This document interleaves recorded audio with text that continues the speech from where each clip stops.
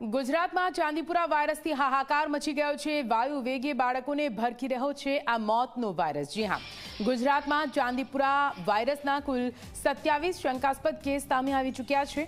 શંકાસ્પદ ચાંદીપુરાથી અત્યાર સુધીમાં 15 બાળકોના મોત થયા છે। ગુજરાતના 13 જિલ્લા સુધી પહોંચી ગયો છે આ મોતનો વાયરસ।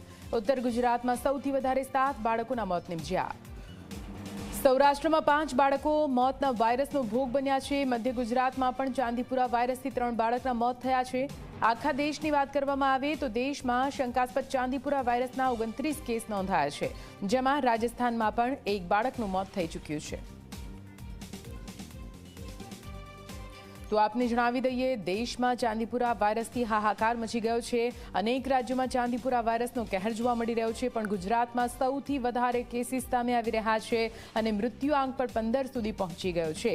27 જેટલા શંકાસ્પદ કેસ હજુ પણ ગુજરાતમાં જોવા મળી રહ્યા છે। અને હવે કયા જિલ્લામાં કેટલા કેસ અત્યાર સુધી નોંધાયા છે તેની વાત કરવામાં આવે તો ઉત્તર ગુજરાતમાં સાબરકાંઠામાં અત્યાર સુધી 7 જેટલા કેસ નોંધાઈ ચૂક્યા છે। અરવલ્લી જિલ્લામાં 4 કેસ, જેમાં 3ના મોત નિપજ્યા છે। મહેસાણા જિલ્લામાં પણ 2 કેસ નોંધાયા છે, જેમાં 1નું મૃત્યુ થયું છે। અમદાવાદ જિલ્લામાં 2 કેસ નોંધાયા, 1નું મૃત્યુ થયું છે। આ તરફ ગાંધીનગર જિલ્લામાં 2 કેસ અત્યાર સુધી નોંધાઈ ચૂક્યા છે, જેમાં 1નું મૃત્યુ થયું છે। મહીસાગર જિલ્લામાં પણ 1 બાળકમાં ચાંદીપુરા વાયરસ નોંધાયો અને આ 1 બાળકનું આ જ વાયરસના કારણે મૃત્યુ થયું છે। ખેડા જિલ્લામાં પણ 1 કેસ નોંધાયો છે, જો કે અત્યારે સારવાર હેઠળ છે। મૃત્યુ અત્યાર સુધી નથી નોંધાયા। પંચમહાલ જિલ્લામાં પણ 3 બાળકોમાં ચાંદીપુરા વાયરસ જોવા મળ્યો, જેમાં 1નું મૃત્યુ થયું।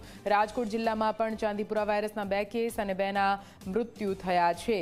સુરેન્દ્રનગર જિલ્લામાં પણ 1 કેસ ચાંદીપુરા વાયરસનો નોંધાયો અને બાળકનું પણ મૃત્યુ થયું। જામનગર જિલ્લામાં પણ 2 કેસ નોંધાયા છે, જો કે આ બંને કેસમાં બાળકોને સારવાર આપવામાં આવી રહી છે। મોરબી જિલ્લામાં 3 કેસ અત્યાર સુધી નોંધાઈ ચૂક્યા છે, જેમાંથી 2 બાળકોના મૃત્યુ નિપજ્યા છે।